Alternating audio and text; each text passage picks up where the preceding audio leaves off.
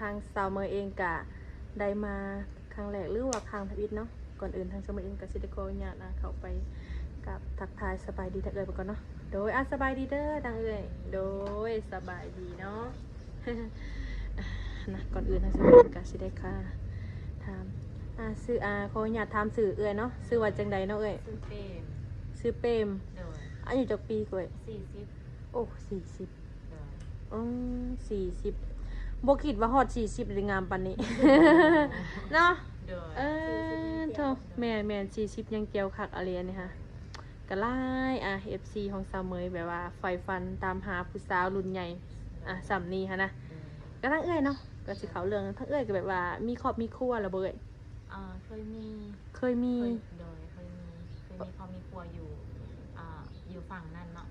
อยู่ฝั่งไทยโดยอยู่นครพนมอยู่นครพนมโดยอยู่น้ำกันประมาณ 7-8 ปีโอ้แต่ก็เลยเลิกลากันโดยปีแล้ว2 ปีเลิกลาทั้งเอ้ยก็มีลูกมีเต้ากับเพิ่นบ่มี2 คนโอ้ลูกได้2 คนโดยจักปีละลูกนะผู้ใหญ่ค่ะบอกผู้ใหญ่ประมาณ10 ปีผู้น้อยค่ะก็ได้2 ปีการไปโดยก็ถือว่าโดนเนาะทั้งเอื้อยนี่เอาคือว่าอยู่กับเพิ่นนี่7-8 ปีแต่ว่าลูกคนโกก10 ปีหรือว่ามีลูก2 คนบ่มีลูก2 คนแล้วมีลูก2 คนแล้วอยู่กับผัวเก่าผัวใหม่บ่หรือว่าจังได๋ผัวคนเดียวกันลูกคนพนมแหละมีลูกอยู่น้ำกันอยู่น้ำเพิ่น7 ปีเนาะลูกคนโกก10 ปีแล้วผู้น้อยนี่2 ปีไปหาก็ได้กลับมาอยู่บ้านนี่ก็ประมาณ2 ปีไปแหละโอ้กะว่ายังไงก็เลยแบบว่าทางเอื้อยกะหลังจากเลิกลากันกับมากระ2 ปีมันก็ถึงเลยเนาะ10 ปีนะลูกเนาะโอ้เข้าใจเลยเนาะทางเสมอจะงงหลายเติบ มีก่อนนะโดยมีก่อนอยู่เอาง่ายๆซะค่ะแบบว่าอยู่น้ำเพิ่นแม่นละประมาณ10 ปีเพราะว่าเนาะเฮามากับ2 ปีแล้วเนาะแม่นถึงแล้วแม่นเพราะว่าเฮาอยู่น้ำเพิ่นน่ะ7-8 ปีประมาณนี้แหละเกือบ8 ปีเอาง่ายๆซะแล้วที่นี่แล้วเฮามาจากเพิ่นนี่ประมาณ2 ปีปลายตั้งแต่ลูกยังน้อยค่ะนะโดยประมาณได้2 เดือน3 เดือนนี่แหละแล้วเป็นได้สาเหตุเจอแบบว่าเลิกลากันตอนตะกี้กลับไปเฮ็ดงานนำกันอยู่กรุงเทพเนาะตอนที่ยังบ่มีลูกคนน้อยนั่นแหละโดยก็เลยเป็นไปเฮ็ดงานอยู่ข้างนอกโดยแต่เฮาผัดเลี้ยงลูกอยู่ห้องเสานะโดยไปพ่อไม้ไปเสียนะเป็นง่ายๆเพิ่นเป็นคนเจ้าสู้โดยเพิ่นก็อายุหลายบ่อยอายุอ่อนกว่าเฮาประมาณ 5-6 ปีเป็นมีผู้ใหม่ก็เลยพอผู้ใหม่ก็เอาง่ายๆซะว่าคิดกันนะเขาจับได้กับคิดกันแล้วก็เลยเขาก็เลยหนีลงมาอยู่บ้านเพิ่นน่ะอยู่นครพนมอยู่กับปู่กับย่าค่ะทีนี้อยู่กับปู่กับย่าก็บ่ได้โดนดอกก็เลยย้ายหนีกลับมาบ้านเขาก็อยู่บ่ได้ก็เลยพาลูกมาบ้านโดยทั้งเพิ่นก็บ่ได้ไต่ตองเพิ่นบ่ได้หาทางเอื้อยบ่ถามว่าบ่ตอนที่พี่ไทยยังบ่ได้ไต่ตองบ่ได้ถามบ่ได้ไถเลยแต่ว่าปีที่แล้วมันเพิ่นโทรมาโดยให้กลับไปแต่ว่าเฮาคือกลับไปบ่ได้ละมันหลายเทื่อหลายทีเฮาให้อภัยหลายเทื่อหลายทีค่ะนะมันบ่แม่นครั้งเดียวบ่แม่นครั้งกับอีกมันหลายเทื่อแล้วเขาจำได้หลายเทื่อแล้วคือว่ากลับไปคนผู้เก่าก็คือเก่าหั่นแหละแม่นก็เลยแบบตัดสินใจอยู่บ้านซะอยู่กับลูกอีกคนนึงผู้ใหญ่ก็อยู่กับเพื่อนเขาเรียนตอนนี้อยู่ป.3โดยนี่ก็คือสาเหตุทางเอื้อยที่นี้มาเนาะก็ถือว่าทางเอื้อยก็บ่ได้ติดต่อกับเพิ่นก็เงียบเลยแม่นบ่ทางวันติดต่อบ่คุยกันเรื่องลูกส่วนหลายการเรื่องอื่นกันบ่ได้เป็นเนี่ยเพราะว่าเพิ่นก็มีครอบครัวแล้วเพิ่นก็มีครอบครัวเรียบร้อยแล้วมีกับคนที่เพิ่นล่มหั่นบ่แม่คนเพิ่นอันนั้นแหละเพิ่นก็มีลูกมีเต้าใหม่แล้วติหรือว่าบ่ได้มียังน่าสิยังบ่มีแต่เพิ่นโทรมาส่วนหลายก็มีแต่ถามหาลูกถามคุยกับลูกก็บ่ได้โทรดอกมีแต่แชทหากันแชทหาถามไทยเรื่องลูกเรื่องเต้าเรื่องลูกเป็นจังได๋กันเฮาก็ถามหาลูกครูกบอันนี้และที่นี่น่ะคือแบบคือเพิ่นได้ชงเงินชงคำมาให้ทางลูกอยู่บ่ซะโดนปี1บ่เทื่อนึงบ่ส่งมาให้นะโดนแฮงจื้อบ่ได้หรือว่าคิดมื้อหรือว่าคิดนั่นแหละวันย่อยกำหนดอยากส่งให้แล้วส่งมีเงินหรือว่าได้เนาะแม่นคันเฮาแบบว่าที่เฮาเดือดร้อนเฮาหาเงินบ่ทันแบบสิเฮาแบบอยากซื้อนมหรือว่าลูกบ่สบายแบบนี้นะก็ได้เฮาทักไปก็บ่ค่อยให้เด้บ่ค่อยคิดเดียวว่าได้บ่ได้โดนจนว่าผ่านไปเป็นเดือน2 เดือนจังว่า โอนในเฮาบ่ดำเทือดำใด หรือว่าเขาเจ้ามีลูกมีครอบครัวใหม่ก็เรียกก็เลยบ่สนใจบ่เนาะ แม่รู้จัก น่าสิเป็นอันนี้แหละเนาะแล้วการใช้จ่ายเพิ่นก็มีภาระเพิ่มขึ้นอีกว่าซั่น แม่ เนาะ โดย นี่แหละก็คือคนเฮาเนาะเลิกกันแล้วก็มันก็ลูกเต้าก็ถ้ามันยังเป็นพ่อเป็นลูกอยู่แต่ว่าความสัมพันธ์มันก็บ่คือเก่าแม่นบ่ แม่ มันก็เป็นบางคนเนาะบางคนเขาเจ้าอันยังเอาบ่เมารวมเอาว่าง่ายๆใช่เนาะบางคนเฮาก็บ่คือกันบางคนเขาก็ดีอยู่เนาะอันนี้เนาะ โดย แม่นก็ถือว่าโอเคอยู่โดยก็คือทั้งในสารทั้งเอื้อยเนาะทางเฮาก็บ่เขาบ่รายอาหารทางเฮาก็สิเข้าเรื่องเลยเนาะ โดย แต่ทางเอื้อยออกมาหายทางซาเมยหรือหายทางน้องสัมภาษณ์ในมื้อนี้เนี่ยคิดว่าได้อยากเปิดใจบ่ โดยเปิดใจ อยากเปิด ใจ100%อยากแบบว่า มีคนที่แบบว่าเข้าใจแล้วมันทำเขาได้ค่ะนะ โดย พร้อมสิเปิดใจพร้อมสิสู่ไปนำกัน โดย แม่ ก็ถือว่าทางเอื้อยนี่เนาะอายุก็หลายขนาดนี้เนาะ โดย ก็คือสิบ่คิดว่าต้มบ่ตุนตกเนาะ แม่ เอาง่ายๆเอื้อยค่ะเอื้อยเนี่ยว่าโสด 100% เนาะ โดยโสด100% โดยบ่แม่นได้แบบว่า เอาก็บ่ได้ว่าใส่ก็คือที่ผ่านมาบางคนก็บอกว่าโสดเปิดใจ 100% ว่าซั่นๆแล้วที่นี่น่ะ มันมีปัญหาตามหลังค่ะเด้เนาะว่าทั้งที่มีผัวอยู่แล้วก็ยังตัวให้ YouTube ไปถ่ายเนาะอันนี้ก็คือทางเฮาก็สิมั่นใจ 100% อยู่เพราะว่าทางเฮามาถ่ายเอื้อยเพิ่นอยู่เฮือนโดยตรงเลย โดย เนาะนี่ก็เป็นเฮือนชาติของเอื้อยเนาะ แม่น โดย เรือนซานเลยนะคะ โดย อันนี้ 100% เลยบ่มีไผเลย โดย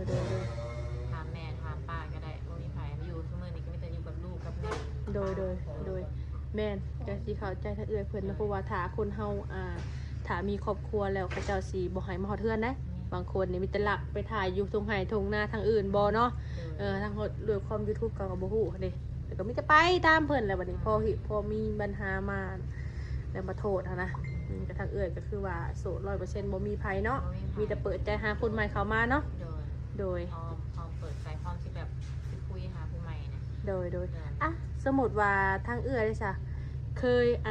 มีความหักกะจากหนุ่มไทยแล้วเนาะ โดย เปิดใจเธอนี่ก็คิดว่าสิเอาหนุ่มไทยคือเก่าบ่ บ่จำกัดเดือนหนุ่มไทยก็ได้หนุ่มลาวก็ได้ หนุ่มไทยก็ได้หน่อยเนาะ ไทก็ได้โดยขอให้เพิ่นจริงใจ โดย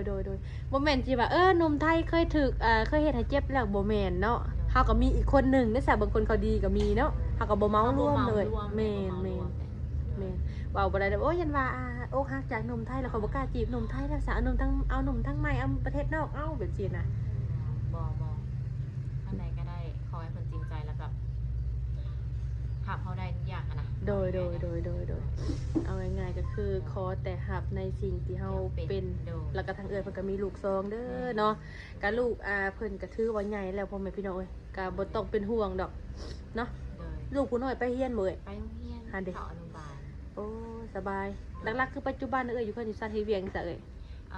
ตะกี้หาเฮ็ดขนมขายเนาะขายในบ้านนี่แหละกับอันเลาะขายน้ำคิ้วรถเนี่ยสินะในตลาด โดย เดี๋ยวนี้ก็คือป้าเพิ่น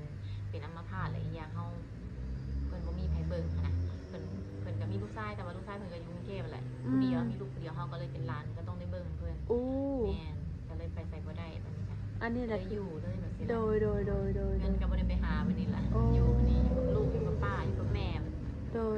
ก็เข้าใจทางเอื้อยเพิ่นเนาะเพราะว่าทางเอื้อยเพิ่นนี่ก็ชื่อว่าเป็นผู้หญิงในเฮือนนี่แม่นบ่ โดย เนี่ยก็ต้องได้เบิ่งป้าเพิ่นอัมพาตเป็นหยังก็ อัมพาต อัมพาตอีกเนาะ โดยอัมพาตข้างหนึง โอ้ ข้างซ้าย โดยก็เนาะก็ถือว่าเป็นรายปีเติบบ่ ทางก็เป็นเนี่ยประมาณ2 เดือนปลาย อ้าวคือเป็นไวเนาะ มันเป็นไวแม่อาสิเว้ากับอัมพาตเฉียบพลันที่เพิ่นเว้ามันนะ โดย เป็นคราวเดียวแล้วเป็นเลยค่ะนะ โอ้โดยก็คือทางเอื้อยก็เลยบ่ได้ไปหาเงินหาทองในเนาะ บ่ได้ กัน ไป แต่เก่าปกติน่ะ ปกติก็เฮ็ดขนมขาย โดย ทอดอยู่ในบ้านแล้วก็ไปเลาะแบบนี้ใส่รถจักรไปเลาะขายแบบนี้นะน้ำรถน้ำไม่ใส่นี่แหละ แม่นเพราะว่าทางเส้นทางทางอันแถวเฮือนเอื้อยนี่ก็ไก่ปิ้งไก่เซโนเนาะโอ้ยเนาะหนุ่มคนใดเด้เนาะสิมาพาผู้สาวเพิ่นมากินปิ้งไก่เซโนเด้ อยากมาได้เพราะว่ามันเส้นทางง่ายเลยเนาะ เลย อืม เดี๋ยวนี้สะดวกได้เซเว่นก็มีได้อยู่ แม่ บ้าน นนะ มีสิบอกเซเว่นเอเมซอนทุกอย่างครบจบวันเดียวเนาะ แม่น โด โด ย ยไดเดอร์เซโนเด้อ แม่นอันนี้ก็ เดียว อันนี้คือภาษาเซโนของแท้เลยนี่ โดยของแท้เลย ทั้งเอ้ยที่ไหนเฮ็ดนากันเบ่ย เฮ็ดหน้าบ่มีนา บ่มีนา โดยไม่ได้ซื้อข้าวกิน โอ้ค่ะว่าซื้อข้าวซื้อน้ำนี่ก็มีไผจะเป็นคนที่ว่าหาเงินหาคำส่งมาให้ทางบ้าน ก็ส่วนรายกับอ้าย อืม ลูกป้าเพิ่น คนหนึ่งที่แบบเสียนะ โดย เสียกับเปลี่ยนกันซื้อดอกเราก็เปลี่ยนกันอะไรเนาะ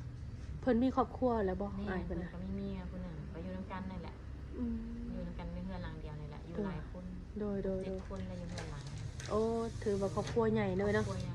สมมุติว่าทางเอื้อยมีครอบครัวหรือว่าหนุ่มฝั่งไทยเพิ่นอยากเอาไปอยู่นํอยู่ฝั่งไทยคิดว่าสิไปได้บ่ซะ ไปได้ ไปได้ โดย พร้อมอยู่เนาะ พร้อม ถ้าว่าหนุ่มนี่จ้ะทางเอื้อยก็จำกัดอยู่บ่อายุเพิ่นมักอายุซำใด บ่จำกัดเฮาบ่จำกัดอายุก็เป็นเพียงแค่ตัวเลขเนาะ อืม แต่ขอได้ว่าคนที่ว่าเขาคุยกันเข้าใจแล้วจริงใจกับเฮาพร้อมที่จะเปิดใจ โดยคิดว่าสิเอาใหญ่หรือว่าน้อยผู้บ่าวนี่หรือว่าเอาน้อยคือสำเก่าบ่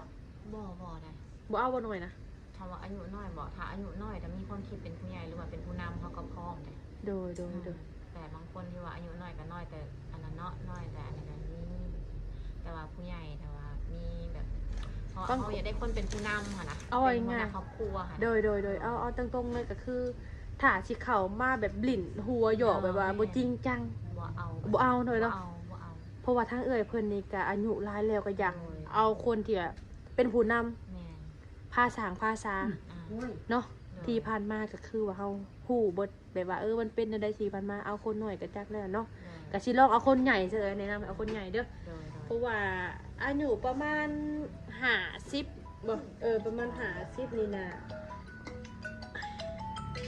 ประมาณ50ไป50ขึ้นไปหรือ45ขึ้นไปนี่เพิ่นสิเป็นผู้นำก่อยเนาะผู้น้อยลงมานี่ก็คือว่าถ้าสิว่าอาจสิเป็น